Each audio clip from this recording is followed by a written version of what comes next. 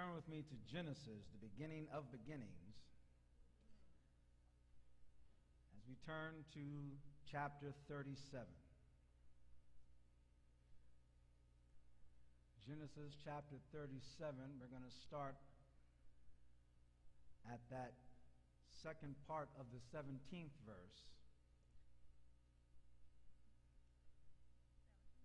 Genesis chapter 37, starting at verse 17. When you found it, jump up and say, I got it. If you don't have it, say, hold on. Now it's Genesis.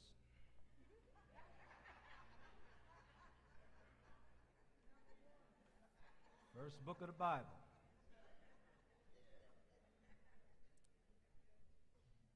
I know many of you are still recovering from the fourth. That's all right.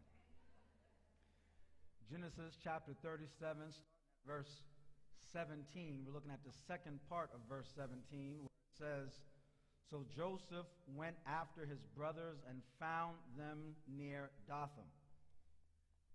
But they saw him in the distance, and before he reached them, they plotted to kill him.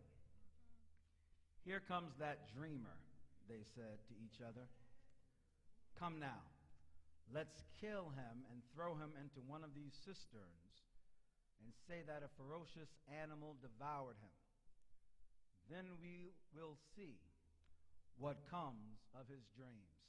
And this is the word of God. You may be seated.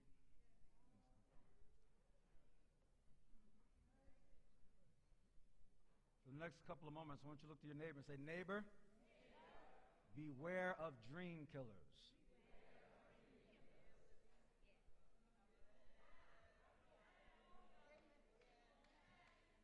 They didn't hear you. Look to your other neighbor. They're probably up. Say, neighbor, beware of dream killers.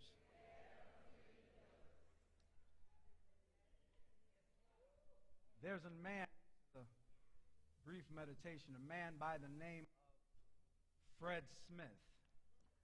Fred Smith, back in 1962, was a student at Yale. And in one of his classes, he was a business major, and in one of his classes, he wrote this paper on the idea of creating an overnight delivery service. His paper talked about the need of it and the demand for it, and he laid out in his paper how to set up a business that would deliver packages overnight. Well, back in 1962, this seemed ridiculous, and the professor of that class gave Fred Smith a C on that paper. A C, and this was equivalent to an F, because the professor thought it was so ridiculous of an idea, it was not worthy of a higher grade. Well, Fred went on, and not being discouraged by that professor, went on to have that paper lay a blueprint for his business. That business would soon become known as Federal Express, that we know now as FedEx. And Fred Smith now has a net worth of $3.8 billion based on a C paper. It's a reminder to us that we should not let anyone get in the way of a dream. Don't let anyone get in the way of your God-given dream. Because the truth is, if you let them get in your way, there's no telling what they are keeping you from. Unfortunately, there are dream killers all around us. There are people who life try to keep you from what God has called you to do. There will always be people in your life who will try to kill your dreams. They kill dreams because they cannot see the possibility or plausibility of the dream God has given you. And since they cannot see it, the only thing they think they can do is kill it. Dream killers are okay with the status quo. They see no need for change and try to hinder whatever hinders the way things are. Dream killers with negativity, doubt, and fear. Assassinate possibility, strangle creativity. How many of you know some dream killers out there?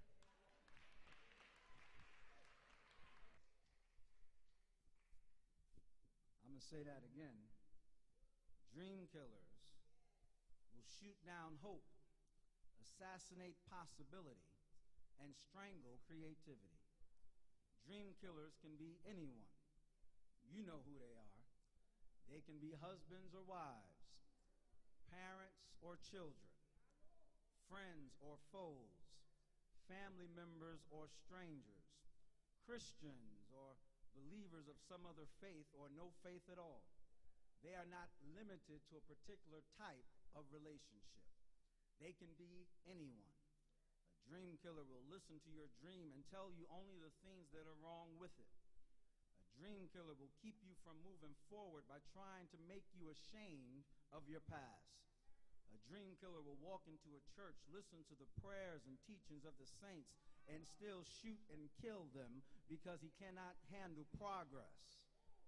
A dream killer will burn down churches in an effort to push us back into abysmal history. You know dream killers. A dream killer will shine a spotlight to shame love and ignore the hatred, contempt, and bitterness humanity shows to each other each and every day in government policy and in human interaction. The unfortunate thing is, as long as there is evil in the world, there will be dream killers. And I want to say to you today that I am sick of dream killers. Dream killers get on my nerves. Dream killers don't see anything good. They only see what's wrong, but won't do anything to help change what's wrong.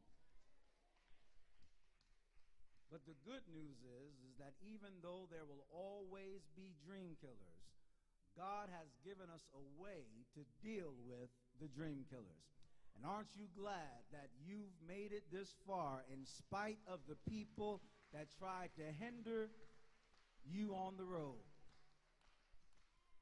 That is why I like this text that is before us today.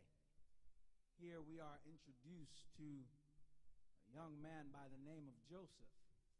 Joseph is one of the young sons of Jacob. Jacob had two wives, Leah and Rachel. He had several boys by his first wife, Leah, but he was not drawn to them because he was not drawn to her. But when the wife he loved had a son, then his heart was drawn toward Joseph. So much so that he favored Joseph among all the other children. In fact, symbolic of his favoritism was this coat, this robe that he gave him, which was filled with bright and many colors. It was a sign for Joseph, but also a sign to his brothers that he was favored highly among the rest. Well, as it would happen, that parental favoritism brought brotherly disaffection, and his brothers hated him. One day, in the midst of all that seething hatred, Joseph had the audacity to tell them about a dream he had, where it pretty much went to the effect that one day they would be bowing down to him. Now imagine, if you will, the contention that was amongst them already. And now this young lad now tells you, your little brother tells you, that now one day you're going to serve him. Well, they let that get to their heart, and they disliked him even more. And one day Jacob sent his young son Joseph to check on his brothers. And when his brothers saw him in the distance, they looked at him and said, "Here comes that dreamer, the one who said we're going to bow down to him.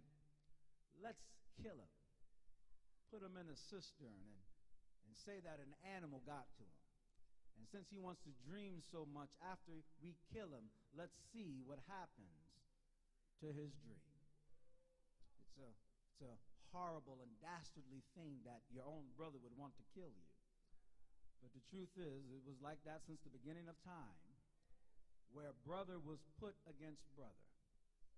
And in this text, I just want to tease out some tales on how we can deal with the dream killers in our life. Because whether you want to believe it or not, just like these brothers tried to keep Joseph from dreaming, there are people who are put in your life to keep you from reaching your goal. I know, I'm going to talk to this side because this side is getting kind of quiet. I know you want to think that everybody likes you, and I know you want to think that everybody is in your corner rooting you on. But you need to understand that in this life, there are people put in your life that their one task, their one goal, their main objective is to keep you from dreaming and to keep you from reaching the place that God wants you to reach. But I need you to understand there is a way you can deal with dream killers. See, if you're going to deal with dream killers, you need to understand that silence proves golden. Silence proves golden. In other words, you don't have to tell everybody everything. You don't believe me? It's right there in the text. What got Joseph in trouble was that he told his brothers his dream. He, in his youthful arrogance, he was a little bratty little brother, already favored by the father. And of course, he wanted to flaunt that in front of his brothers.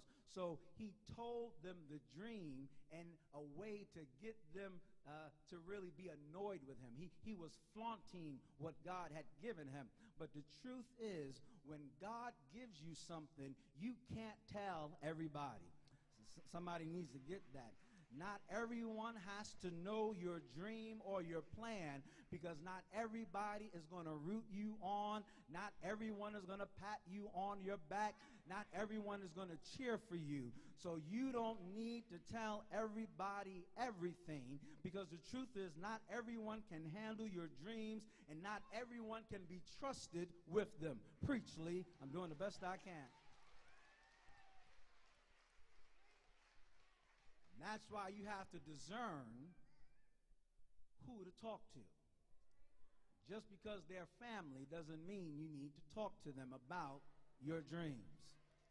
Just because someone is connected to you doesn't mean you have to tell them about your dreams, because there are some people, when you tell them the dream that God has given you, then not only will they not accept it, sometimes they will have jealousy toward you because they're not dreaming. And if they're not dreaming, they don't want anybody else to dream. Have you ever met people like that? Have you ever met people who were down in the dumps and would not be happy unless they kept everyone else down in the dumps with them? But I've reached a point in my life that when I see somebody else being lifted up by God, I want God to use me to help them the best way possible. Stop hating on people. Stop trying to bring people down, and learn how to lift somebody up. Look at somebody and say, learn how to lift somebody up. You need to understand that, because the world is filled with too many people who will always try to bring doubt and negativity in your space. And you've got to learn to be the kind of believer that don't bring people down, but you will help lift people up. You will help them reach their goal. You will let God use you to be a vessel, to be a blessing to them, and stop being so selfish and self-centered that if God is not working on you, you don't want God to work on anybody else. Now, I've learned to thank God when he's blessing people close to me, because if he's blessing people close to me, he's in the neighborhood, and I need to get ready.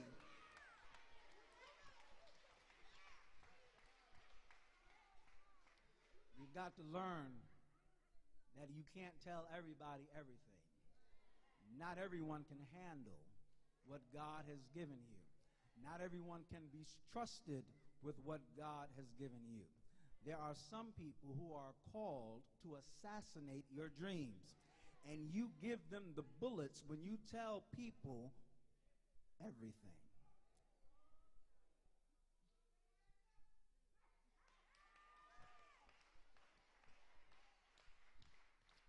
silence proves golden. Let me see if I can make this a little plain. There is a man by the name of Derek Sievers. He did a TED talk that I listened to not too long ago. And he says that there is actually a psychological study that talks about this. He says that there's a study that shows that when you tell someone your goals or ideas, you are less likely to achieve them, because when you tell them, there's something that triggers in your mind that you're already satisfied just by telling them. But when you learn not to tell people and to continue to work instead of talking, then you are more motivated to do it because you haven't told anyone. Now the truth is, when God gives you something, you don't have to worry about somebody taking it from you. But the truth is, we give it away when we talk about it too much, and we don't put our foot to the pedal and do the work that it takes to get there. Joseph got in trouble because he talked about it to people who could not handle it. But the good news is that even though he made that mistake, God still proved faithful. He proved faithful in the fact that despite what they did, God used it for his glory, and shows us that separation produces growth. You don't believe me? It's right there in the text. When they decided that they were going to kill him, one brother stood up and said, "No, let's not kill him. Let's just give him away. Let's sell him." They decided to sell him into slavery. They sold him to some Egyptians, and they took his coat and tore it up and put animal blood on it and took it back to their father and said that an animal had killed him. Jacob was greatly grieved, and they thought that they were done with Joseph. Joseph was not killed, but he was separated from his brothers. He was taken to another land where he would eventually end up in Potiphar's household. He was separated from the people that tried to kill him. I'm going to let that sink in. They meant it to get rid of him, but God used that separation to help grow him. See, this is something you're going to have to learn. Sometimes separation produces the growth necessary in you to fulfill your dreams. Sometimes you have to become disconnected with people because there are some people who mean you no good and they are trying to kill your dreams, and sometimes God will use them to separate you from them, and they think they're hurting you, but the only thing is God is using them to bless you. It was not until Joseph was separated from them that he would begin this journey where he would grow and mature and God would use him. And it happened through the act of his brothers. His brothers did not know it, but they were setting the stage for God to do something miraculous. And somebody in here needs to know that there are some people who think they are hurting you from separating from you. But God is going to use that separation to grow something inside you that God is going to use for his glory. I know you got tears in your eyes now, but separation produces growth. And sometimes God has to get you away from people and things so that he could speak to you and talk to you and shape you and mold you and get you ready for what you have to do. Somebody needs to understand this, because there are some people who are put in your life to be spiritual kryptonite. Don't act like you don't know what I'm talking about. There are some people who as long as you are close to them, they will drain you. You know what kryptonite is. You don't just watch the 10 Commandments. I know somebody in here knows the story of Superman, right? Superman was this superhero. He had astronomical strength. He could leap over buildings in a single bound. He could shoot death rays with his eyes. He had the strength of 10,000 men. He was strong, and he was stronger than anybody else in the world. But as all strong men and women do, he had a weakness. And that weakness was kryptonite.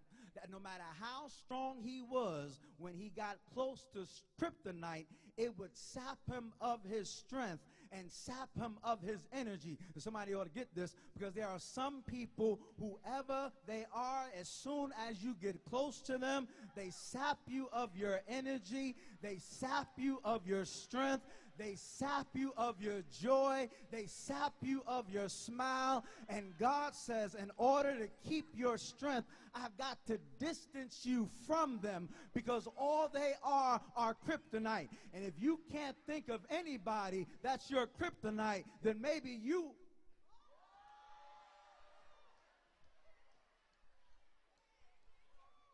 Some people will sap you of hope, they will sap you of faith, they will sap you of joy, and they will put nothing but their own negativity and hate near you. And God has to separate you in order to grow you so that you can go on to go to the next level.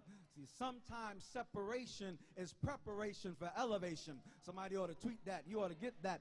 See, sometimes God uses separation as preparation for elevation. And if you are ready to go a little higher, get ready for some people to fall by the wayside. If you are ready to go a little bit higher, be prepared for some people to say goodbye. If you are ready to go a little bit higher, be prepared to walk away.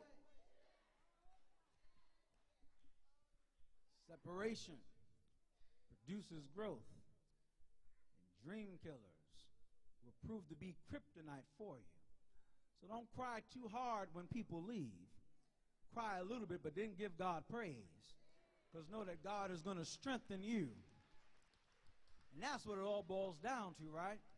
That no matter who walks out and steps away, God is still with you. And that's why if you're going to deal with dream killers, you've got to stay with God. You've got to stay close to God. You don't believe me? It's right there in the text. You read on, and as you go into the 39th chapter, it says that as Joseph went into Egypt, he was a slave. But the text says that God was still with him. That was your shouting cue right there. In fact, I have it right there. They'll shout right there. Because the good news is that no matter who you are separated from, you could never be separated from the love of God.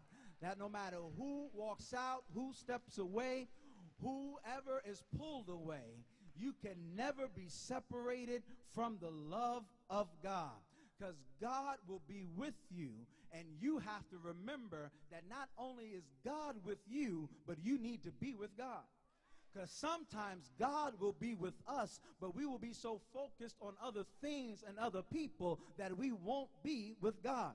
But Joseph will show that not only was God with him, but he was also with God.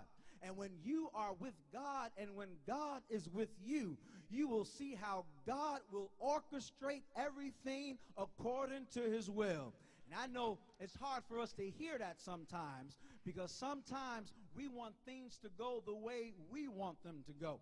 We have this plan on how everything should be, but you serve a God who is not concerned with what you want, because sometimes what we want is not best for us.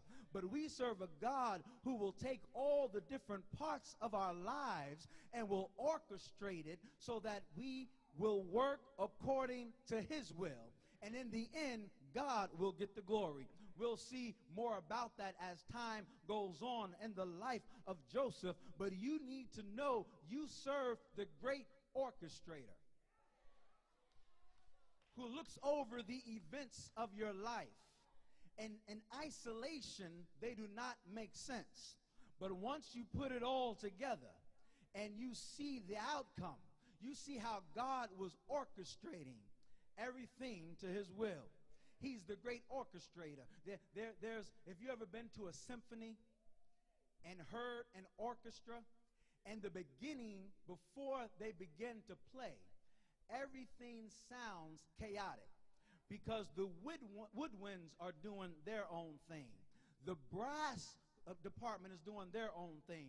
The strings are tuning up, and the percussion is getting ready. Everybody is doing their own thing, tuning up to get ready to play. But then there's a moment when the orchestrator gets on there. He's called the conductor. He stands or she stands on her platform, and he or she raises her hands. And when they raise the hand, everybody stops. And at that moment, no one else does their own thing, but they work according to the orchestrating of the conductor. Somebody ought to get that. And when the conductor starts to move their hands, everything sounds beautiful and in sync, because they're all now focusing on the conductor. Somebody ought to get that, because there are situations in your life where it seems chaotic and it looks like it's out of control, and it seems like things are going in a way that you don't understand. Just don't lose heart, because that's just the tune-up.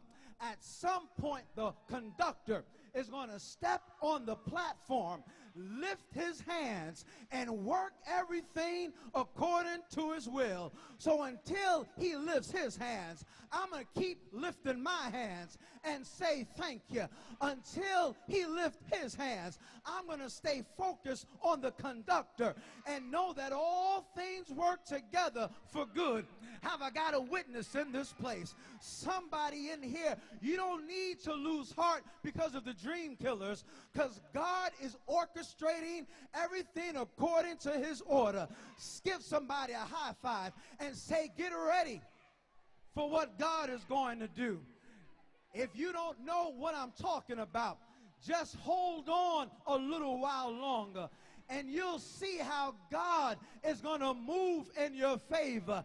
If you don't understand it right now, just hold on a little while longer, and God's going to move his hand, and every devil in hell has got to stop, because the conductor said so. Have I got a witness in this place? And if you still don't know what I'm talking about, just look to Jesus Christ. Because when the enemy wanted to kill the dream of salvation, they beat him all night long, trying to kill the dream of salvation. They hung him on an old rugged cross, trying to kill the dream of salvation. They pierced him in his side, trying to kill the dream of salvation. They buried him in a borrowed tomb, trying to kill the dream of salvation. He stayed there all Friday night, and he stayed there all Saturday. But early Sunday morning, the conductor lifted his hands, and he got up with all power in his hands. So good day, Mount Lebanon. May the Lord bless you real good. But on our way home, we ought to give God some praise, because no matter how they try to kill your dreams, God will see you through. No matter what they do to disturb your dreams, God will stay with you. Give your neighbor a high five and say, he will keep you. He will sustain you. He will lift you up when the world tries to press you down. Have I got a witness in here? So no matter what comes your way, keep on dreaming. No matter what devil in hell tries to kill your hope, keep on dreaming. No matter what tries to make you bow down your head in shame, keep on dreaming, and God will lift his hands and orchestrate things in your favor. Say yes. Say yes. Give your neighbor a high five for the last time and say, keep on dreaming. Keep on believing. Keep on hoping. Keep on dreaming. Don't stop.